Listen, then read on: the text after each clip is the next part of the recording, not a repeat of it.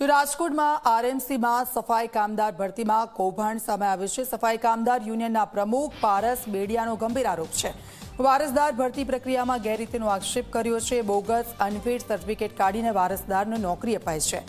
Unfit સફાઈ કામદારના વારસદારને જ નોકરી આપવાનો નિયમ 2021થી ચાલતા કૌભાંડને તપાસ કમિટીના નામે દબાવી રાખ્યાનો પણ આરોપ થઈ રહ્યો છે।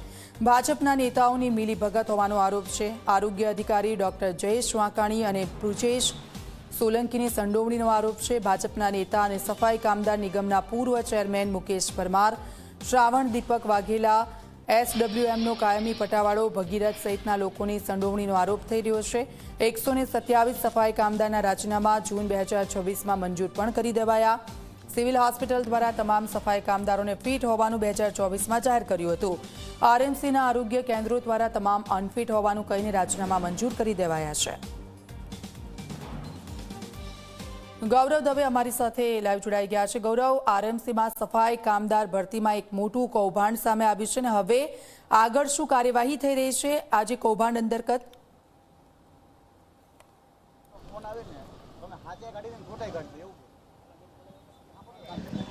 ચોક્કસ જ દીક્ષિતા, રાજકોટ મહાનગરપાલિકાની અંદર જે સફાઈ કામદારો જે કામ કરતા હોય છે તે સ્વૈચ્છિક નિવૃત્તિ માટે પોતે અનફિટ છે આ પ્રકારનું સર્ટિફિકેટ છે તે રજૂ કરવાનું રહેતું હોય છે ને તે બોગસ સર્ટિફિકેટ છે તે રજૂ કરવામાં આવ્યા હોવાનો આરોપ સફાઈ કામદાર યુનિયનના પ્રમુખ પારસ બેડિયા છે તેમના દ્વારા લગાડવામાં આવ્યો છે। આપણી સાથે પારસભાઈ છે, તેમની સાથે વાત કરીશું। પારસભાઈ, શું આખી મેટર છે? આખી મેટર એ છે, રાજકોટ મહાનગરપાલિકામાં જે કાયમી સફાઈ કામદારો હોય છે એનો આ સ્પેસિફિક રાજીનામાની એક પ્રક્રિયા ચાલુ હોય છે, એક વ્યવસ્થા ચાલુ છે કે ભાઈ એ સફાઈ કામદાર છે, કાયમી સફાઈ કામદાર એની એ રોગના ભોગ બને અને કોઈ પણ રોગ પ્રવેશે શરીરમાં તો એના મેડિકલના આધારે રાજીનામા મંજૂર થતા હોય છે। હવે આ વ્યવસ્થા એવા લોકો માટે છે જે કાયદેસર રોગના ભોગ બન્યા હોય, જેને સફાઈ કરતાં રોગ થયો હોય એની માટે વ્યવસ્થા ચાલુ છે। હવે અમારા સમાજના દલાલો એજન્ટો છે જેના વિજિલન્સ તપાસમાં મુકેશ પરમારનું નામ આવ્યું છે, જે ભારતીય જનતા પાર્ટીના બેનરનો દુરુપયોગ કરી અને એ પોતાના એક રાજીનામા દીઠ 2-3 લાખ રૂપિયા જે તોડ કરે છે, કરોડો રૂપિયાના કૌભાંડ કરે છે। હવે એ લોકો શું કરે છે, બોગસ મેડિકલ સર્ટિફિકેટ કઢાવી દે છે કે ભાઈ જે લોકો ફિટ હોય એની પછી પૈસા લઈ લાખ 2 લાખ રૂપિયા લઈ અને છે ને કાયદેસર મેડિકલ સર્ટિફિકેટ ખોટો સર્ટિફિકેટ લઈ આવે અને કોર્પોરેશનમાં રજૂ કરાવે છે, સફાઈ કામદાર દ્વારા રજૂ કરાવે છે। આમાં અધિકારીઓની સંડોવણી કઈ રીતના? હું તમને એક વસ્તુ કહી દઉં કે જ્યારે આપને ખબર હોય કે કોઈ સફાઈ કામદાર કામ કરી છે પરિસ્થિતિમાં નથી અથવા છે તો હવે ખબર છે કે જે સફાઈ કામદાર આપણી સામે જ છે અમારી, બરાબર છે। હવે એ સફાઈ કામદારનું રાજીનામું મંજૂર થાય, અમે એને કહી છીએ કે ભાઈ આમાં નામ છે જે લોકોએ રાજીનામા મંજૂર કર્યા છે એ લોકોનો એ લોકો કામ કરી પરિસ્થિતિમાં છે, એ લોકો ફિટ છે, છતાં લોકો મંજૂર કરી નાખે તો એનો અર્થ શું સમજવું આપણે? કેટલા સફાઈ કર્મચારીઓના અનફિટ સર્ટિફિકેટ કાઢવામાં આવ્યા છે અને કેટલાના રાજીનામા મંજૂર કરવામાં આવ્યા છે અને ક્યારે કરવામાં આવ્યું? રાજકોટ મહાનગરપાલિકામાં જે બોગસ મેડિકલ સર્ટિફિકેટ કૌભાંડ હતું અમારા દ્વારા 2024માં એ બાબતે આંદોલન કરવામાં આવ્યું હતું સિવિલ હોસ્પિટલની સામે, કારણ કે અમને ક્યાંક એવું લાગતું હતું કે સિવિલ હોસ્પિટલ અમને એવું લાગતું હતું કે સિવિલ હોસ્પિટલ આમાં સંડોવાયેલા છે ક્યાંક। પછી અમે સિવિલ હોસ્પિટલની સામે 2024માં આંદોલન ચાલુ કર્યું। હવે એ 3 દિવસના આંદોલનમાં અમારા 14 મુદ્દામાંથી 12 મુદ્દા પૂરા થયા। એમાં એક બોગસ મેડિકલવાળો મુદ્દો હતો, એમાં એવું કીધું કે ભાઈ જે બોગસ મેડિકલ સર્ટિફિકેટ છે એ રાજકોટ મહાનગરપાલિકામાં રજૂ થયા છે, એટલે રાજકોટ મહાનગરપાલિકાને કાર્યવાહી કરવાની હોય, બરાબર। તો રાજકોટ મહાનગરપાલિકાને અમને આરટીઆઈ કર્યો, અમે જવાબ ન અમને આપ્યા। પછી અમારા દરેક આંદોલન ચાલુ કરવામાં આવ્યું। આંદોલન અનુસંધાને સીએમઓ પીએમઓ આ ફરિયાદ દાખલ થઈ।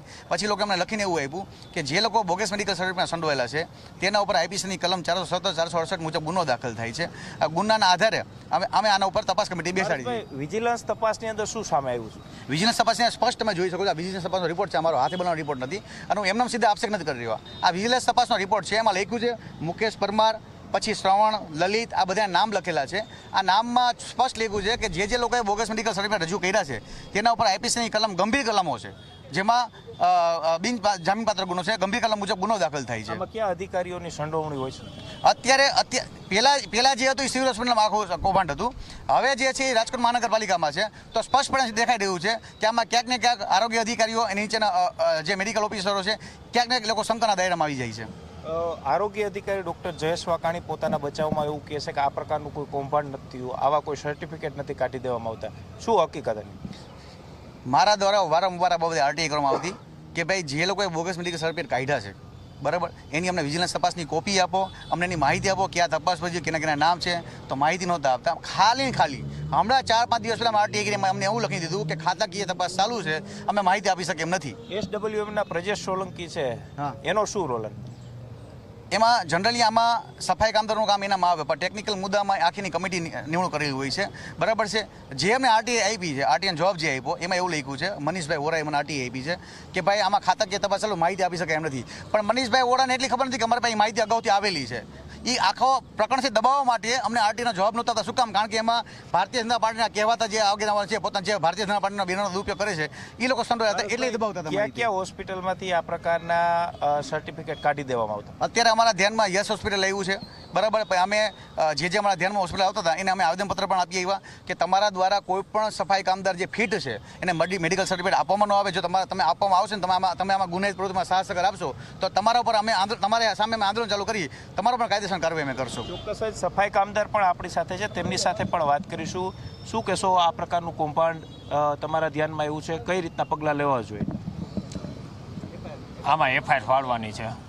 બરોબર, 3-3 લાખ રૂપિયા લે છે આ લોકો, ખોટા બોગસ સર્ટિફિકેટના.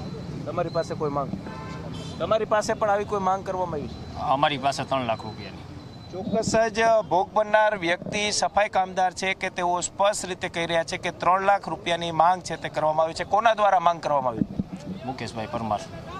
ભાજપના નેતા મુકેશભાઈ પરમાર સામે આરોપ છે તે મૂકી રહ્યા છે. સફાઈ કામદાર છે અને સફાઈ કામદાર સ્પષ્ટ રીતે કહેતા અહીં જોવા મળી રહ્યા છે કે 3 લાખ રૂપિયા બોગસ સર્ટિફિકેટ કાઢી દેવાના અને વારસાઈમાં તેમને કાયમી કરવાના જે રૂપિયા છે તે લેવામાં આવી રહ્યા છે. આ આખું કૌભાંડ છે તે ચાલી રહ્યું છે. કૌભાંડને લઈ અને વિજિલન્સ તપાસ છે તે 2021થી ચાલી રહી છે અને 2024ની અંદર પણ આ જ પ્રકારનું કૌભાંડ છે તે સામે આવ્યું હતું. ત્યાર પછી તપાસ કમિટી બનાવવામાં આવી હતી અને તપાસ કમિટી માત્ર આ જે કૌભાંડ ચાલી રહ્યું છે આ કૌભાંડને દબાવી રાખવા અને મીડિયા સુધી ન પહોંચે તે પ્રકારના પ્રયાસ કરતી અહીં જોવા મળી રહી છે. જી બિલકુલ, આભાર ગૌરવ, આપની પાસેથી અપડેટ્સ લેતા રહેશો.